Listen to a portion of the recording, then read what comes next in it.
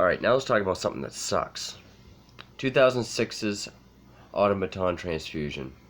2006, 7, I think 7. Doesn't fucking matter.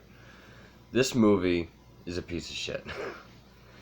Now, I first saw this years ago, probably 7 or 8 years ago. I was just trying to get a bunch of different zombie movies. Had never heard of this. I kept seeing it at the store that I go to. I had sort of heard this name pop up on certain lists. I mean, look at it. One of the best zombie films in decades. Decades? And then just reading the back of it. The holy grail of true independent horror films. And then just all this shit about how great it is. I didn't put two and two together that this review and that review was both from Bloody Disgusting. When I saw it, I thought it was good. I really liked it. That's back when I was a stoner.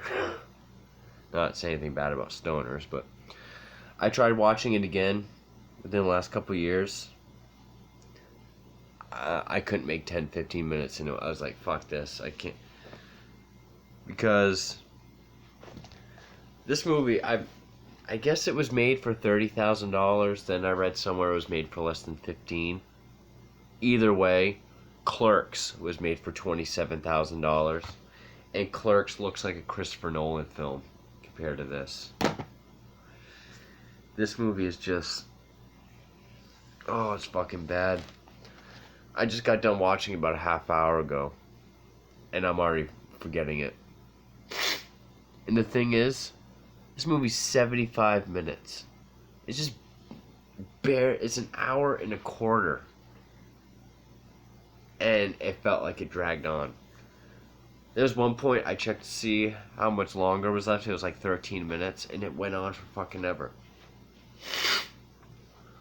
All this movie has going for it is the gore. But even that gets fucked up. Because this is a Stephen C. Miller film. And if you're familiar with Stephen C. Miller, there's one thing that he loves. And I'll get to that. Now, there's only one other movie I've seen of his. And that is that piece of fucking shit, Silent Night, Deadly Night. Dare I say it's a remake of that. Silent Night, Deadly Night's a classic. His movie, the loose remake, Silent Night, was a piece of putrid shit. Hated that movie. Okay, so what is this? There's a town called Grove something. Hold on. I gotta look this shit up. Alright. Grover City. Now, you don't figure out what's going on until one of the last scenes of the movie. But anyway, there's this high school. There's going to be this big senior party. This one guy doesn't want to go. He's got these two friends. He's going to go hang out with them. His girlfriend's going to the party. Party's overrun by zombies. The three friends, they make it to a bar downtown, overtaken by zombies. And then it's just them trying to meet up with the girlfriend and then trying to find different points of where would be safe. Now, I will say, I like running zombies. I like zombies that run. Okay, that's cool. I like when zombie movies are gory. Okay. But getting to my problem, Stephen C. Miller. Now, I know he also does like action films. He's done shit with like Bruce. He's done like 3 movies of Bruce Willis. Whenever Stephen C. Miller has a scene with gore or some sort of effect, he goes into the Shaky-Cam. You can't fucking tell what's going on.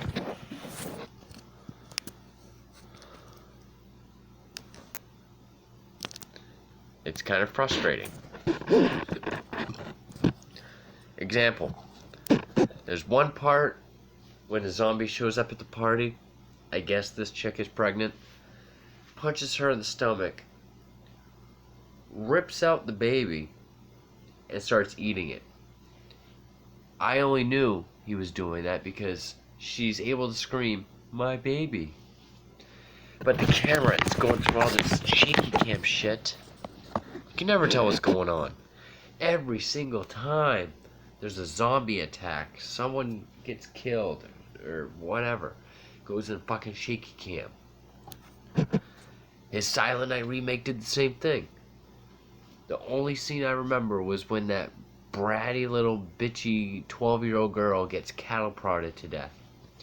And one, she does bad acting, like convulsing, but the camera's...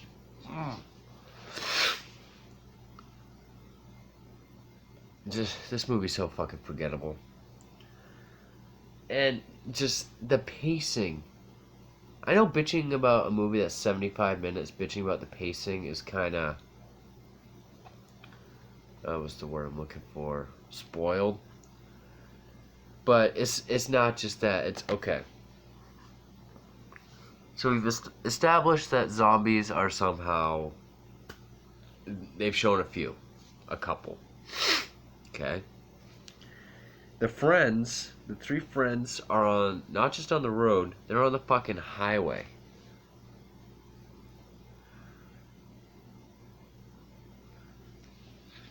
They're on the highway.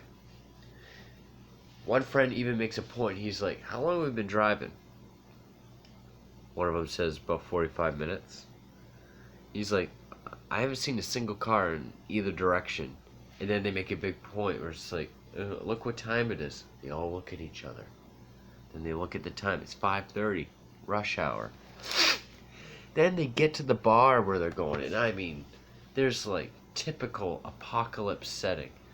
You know, there's like newspapers rolling across the street. The bar is all boarded up.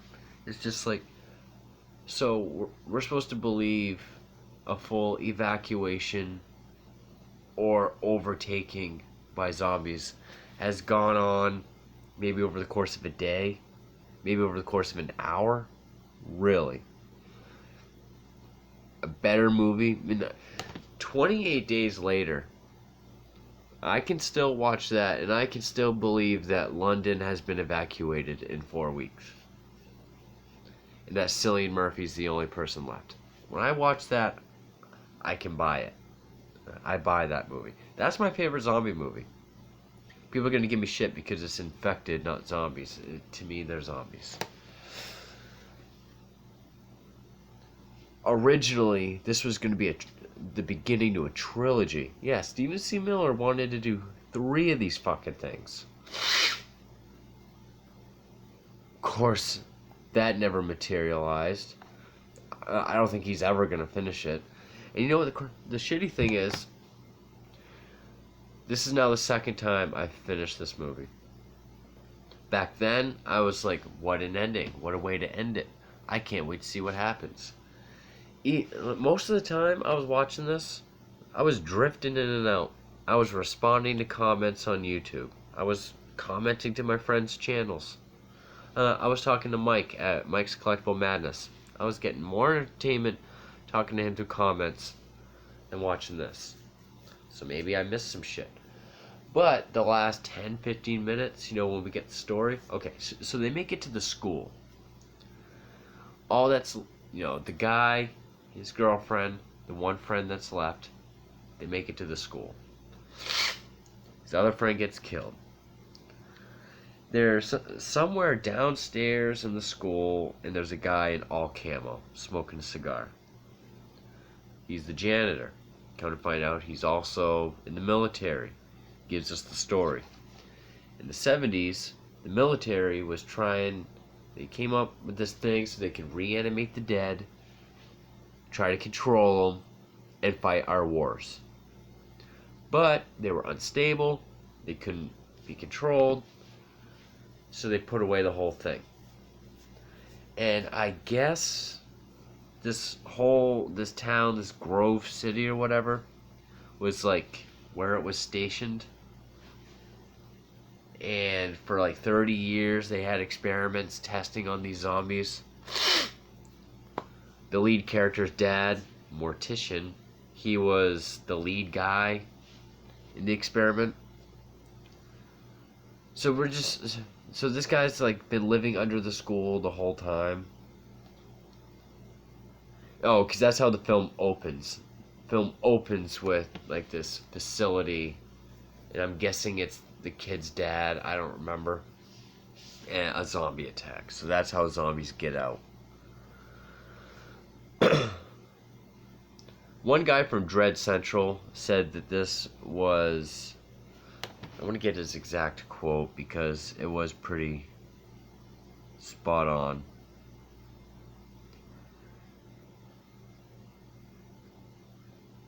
Joshua Seabolt from Dread Central, he gave it 1.5 stars, calling it an unimaginative, quote, hot topic horror movie. Yeah. This felt... it. I mean, you know, like how like WWE or whatever, they put up movies? This should have just had the Hot Topic logo on top of it. Not the modern Hot Topic, like the old gothic-y looking one. So then, you know, then him and his girlfriend have to go back to this morgue because I guess there's like a serum that can fight off the infection because it's an infection. They get there and they just have the stupidest fucking thing. They have these guys, don't even look like military. Or it's just a gas mask with tubes. And it looks like a Slipknot video or something. They're working at the place, and there's even a part, I guess they get the serum or they give up, I don't remember. They go in the hall and there's like 2 or 3 of those guys and they just go like corny as fuck. They make it outside and it's just a horde of zombies. He has a shotgun. They can't get back inside the mortuary or the hospital or whatever. So then she's like, what do we do now? And he gets this look and he like does like the one-handed, he's like, hold on. And then it ends. It even says right there, to be continued. That was in 2007. With no ever talks of a sequel. My point that I started a few minutes ago was, even watching it now, I'm just like, you know, maybe curiosity more than anything. I'm curious to see where the story goes. I mean, it's either just been boring. I'm not going to make fun of the budget. I've seen some low budget stuff. I mean, you look at Basket Case. That's a low budget movie, but I love Basket Case. Clerks, one of my favorite movies ever. It's like my 5th favorite comedy of all time. That was made for roughly the same amount of money. If it wasn't for all the Shaky-Cam, this might have been passable. Like, there was one scene where literally there's like a fight between a guy and the zombie, and the camera is just so like shaky and in and out, and you can't see anything. Okay. Consider it this way. This is a rant. Say, every time I swore, the camera went like this. Wouldn't that get a little annoying? Or every time I went to go make a point, the camera did that. It'd be distracting, wouldn't it? Yeah, fucking distracting. This movie is... And I'm just curious. One of the best zombie films in decades. Okay, decades plural. Let's say 2 decades. Going back to 87. Well, 28 Days Later is in that. That's actually a critically acclaimed movie. Nope. Romero didn't make any of that time. You want to go back 3 decades? Or shit. 3 decades. You're talking Dawn of the Dead, Day of the Dead, Return of the Living Dead. Even Return of the Living Dead 2. Lucio Fulci zombie. I guess I can see the potential. I see the potential. But Stephen C. Miller is just He's one of the worst directors I've ever seen. There's not a whole lot of directors other than like, ooh, uh,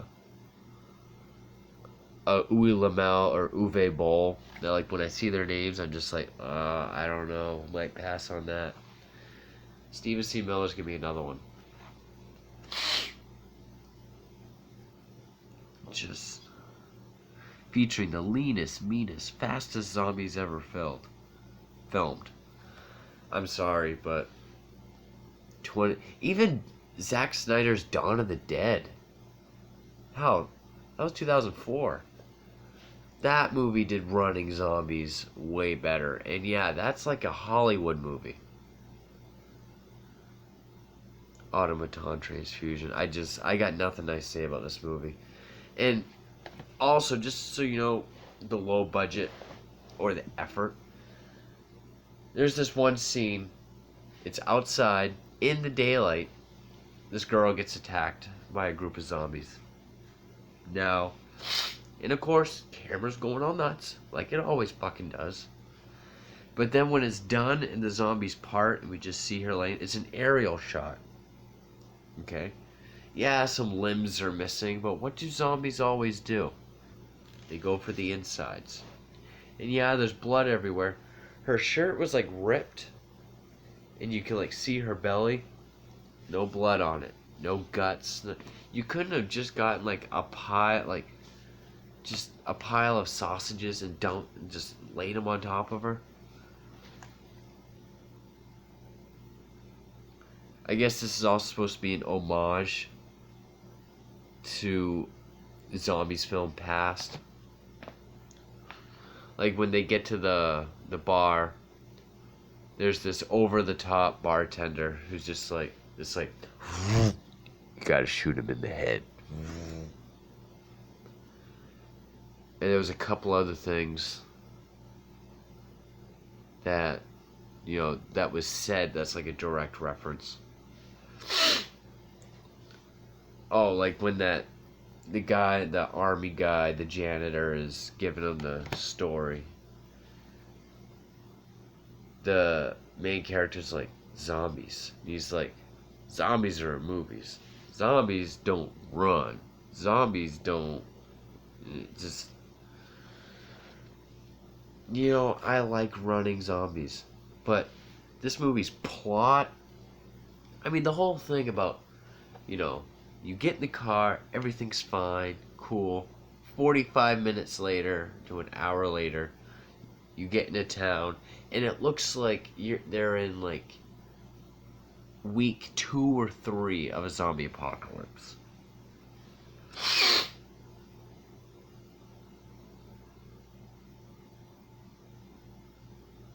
Oh yeah, there was that other scene. I guess one of the first kids to get attacked. I think he gets attacked by his mom. Of course, Shaky-Cam. She's like on top of him, biting him. And there's like this, the camera's on the floor, so it's like one of these shots of his hand. And you just see his hand going like this.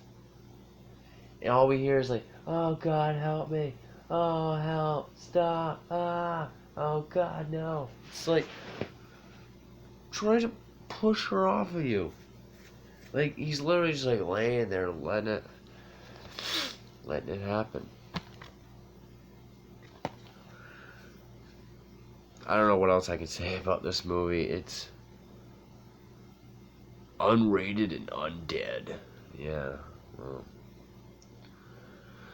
Again, the nicest thing I can say is that I saw the potential. This could have been a good zombie movie.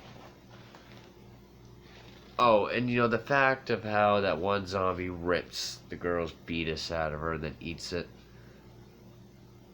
At least that's showing that you're willing to go there, but without any kind of impact, you know, because there's a bunch of Shaky-Cam going on.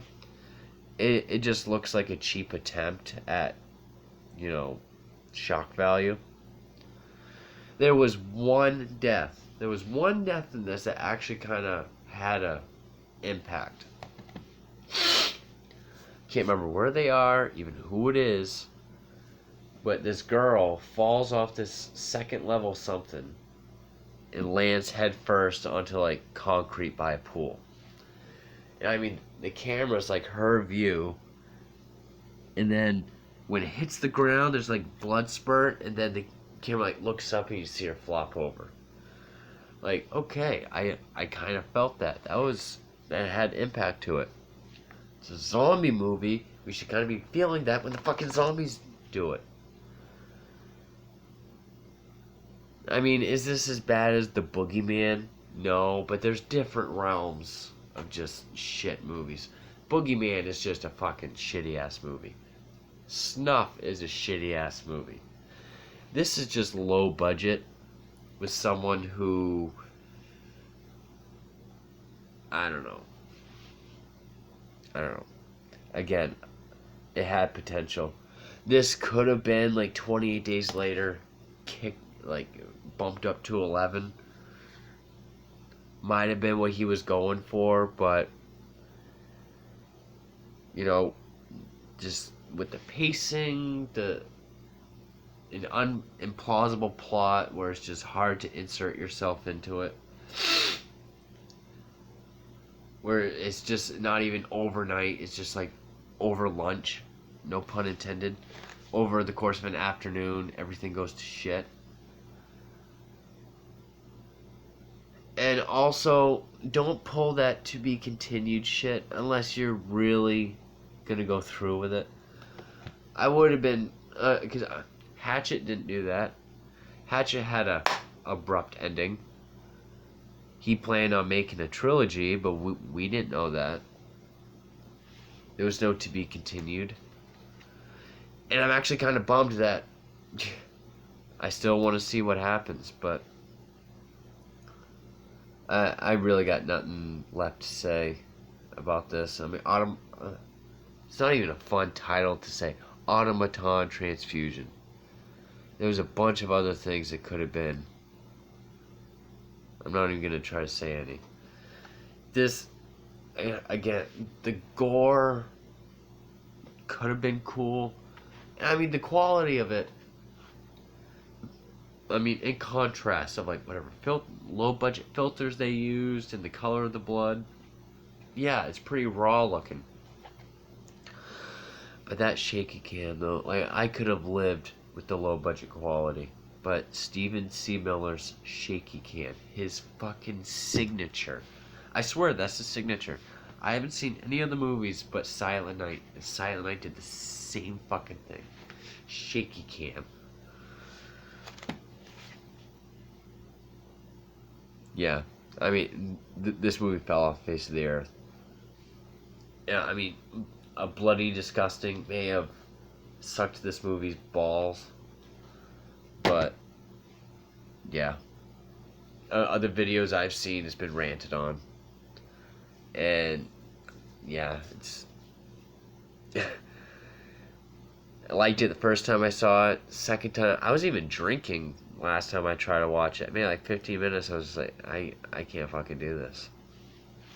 This time I sat through with it just because I wanted to do a review on it, and I was still curious. Very low budget. Pretty sad. I have a hard time sitting through a 75-minute movie. 75-minute movie of running zombies with decent gore. The gore could have been better had the, cinematography been better. But gore, I love. Zombies, I love. And I had a hard time sitting through a movie that's just over an hour. Yeah, this movie had the sliver of potential, and it fucked it all up. Shaky-Cam, man. Fucking Shaky-Cam all the time. Ruin it. I was literally getting pissed every time. I'm just going to start repeating myself, and I've already gone on for almost a half hour on this piece of shit. So, Automaton Transfusion, it's a piece of shit. It's a shitty zombie movie. Got good gore, but good luck trying to see it. So, for Room 237, hope you enjoyed this rant. Thank you for watching.